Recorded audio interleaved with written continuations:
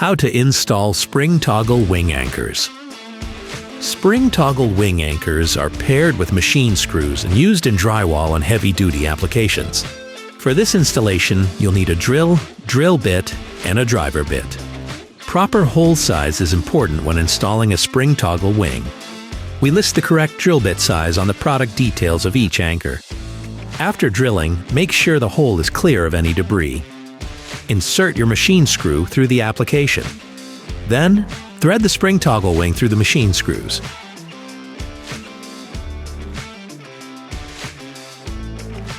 The wings will spring into place once the anchor is pushed all the way through the hole. Using a drill or screwdriver, rotate the machine screw clockwise to fasten your mounting piece to the drywall. For more information on sizing and installing spring toggle wings, visit boltdepot.com. Fastener shopping made easy.